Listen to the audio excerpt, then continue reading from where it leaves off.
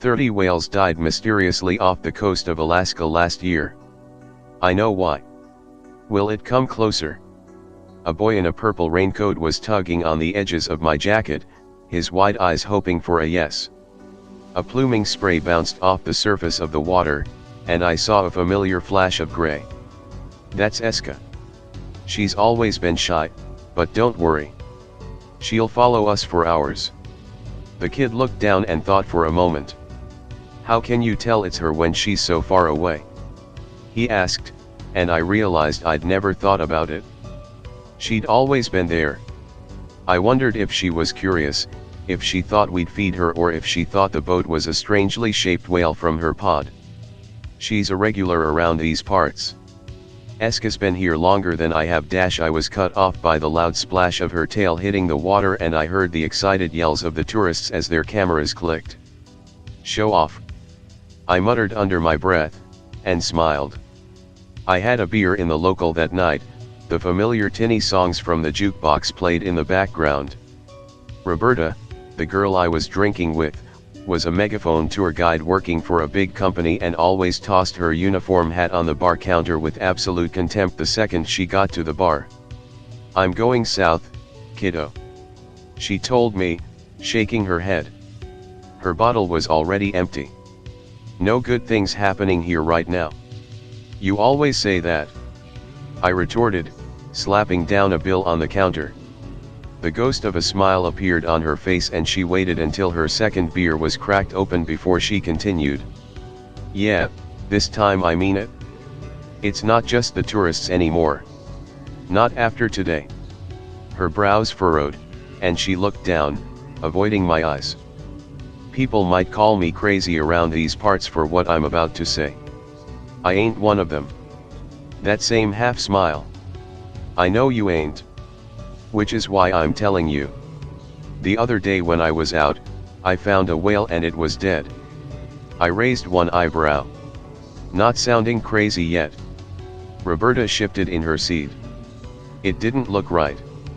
It looked, well, it didn't look like any other dead whale I've seen before. It was half eaten away, chunks of it just floating. The top half was all rotted, it stank to high heaven, but the bottom half of it looked fresh. Hours fresh. It doesn't make any sense. She took a swig from her beer, half empty.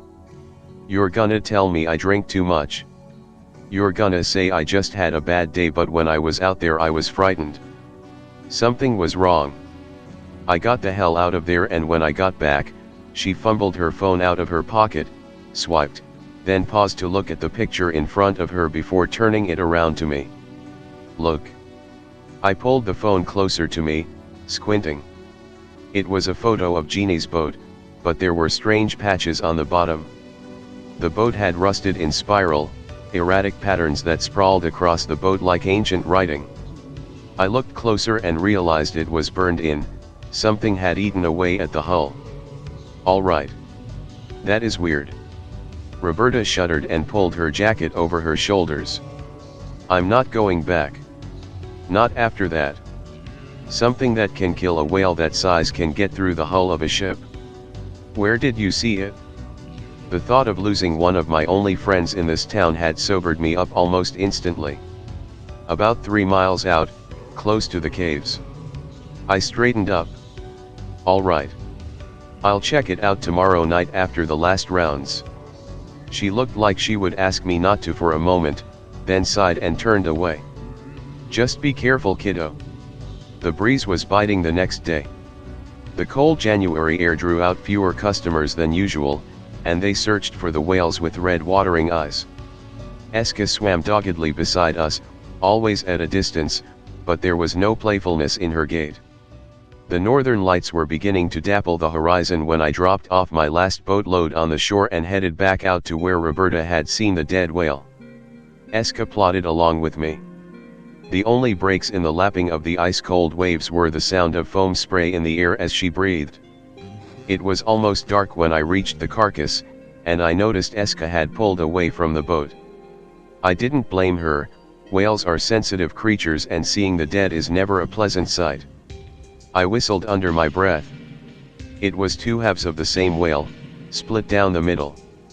Half rotten, half fresh. I shivered and looked up to the lights above me.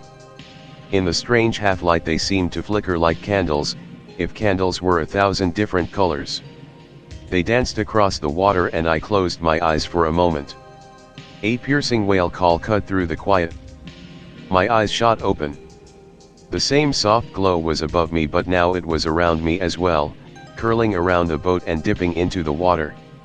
The surface of the ocean shimmered and cleared.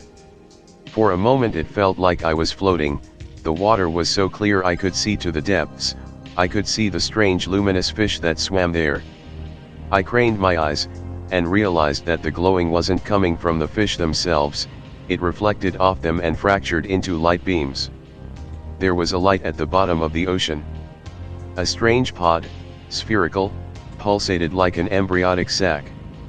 It floated, tendrils moving with the tide, the same holographic glisten as the northern lights above me.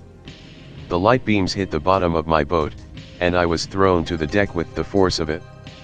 I scrambled to my feet, looked overboard and saw the light eating into the hull, dissolving it. No, not dissolving it. Aging it. The spots on my boat looked like the hull of a ship 20 years without repair, and I desperately turned the engines on. They sputtered, choked. "Come on," I whispered. Mechanical creaks cracked like whips through the cold air and I listened as the engine stirred one last time, then died. I scrambled to the emergency radio, and it crackled in my hand. "Come on." There was nothing but static. I heard it clatter to the floor faintly, my ears were ringing as the blood rushed to my head. I stared across the great expanse of the ocean in horror. There was nobody coming to save me. There was nothing that could reach me in time.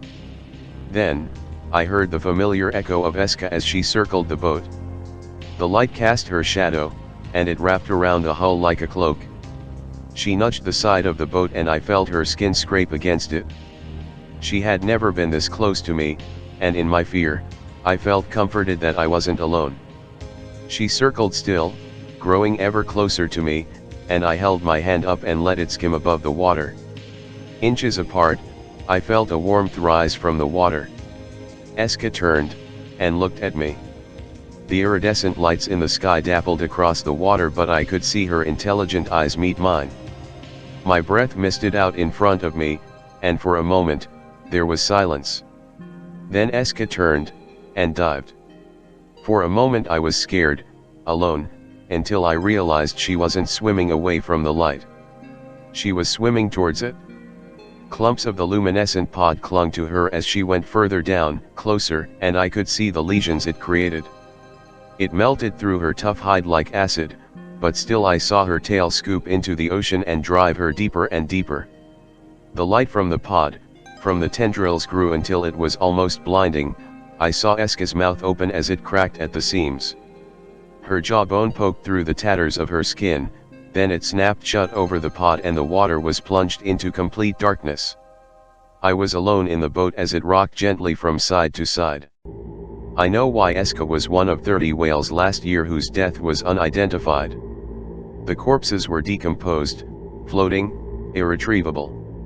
An unusual mortality event has been declared and everyone is searching for answers, but they won't believe mine. I've told my story 1,000 times and nobody ever listens. There is something down there, and something tells me they are protecting us from it. 3 died in Shetland, 2 in Orkney just a few months ago. It is spreading. I do not know how long they can keep it away.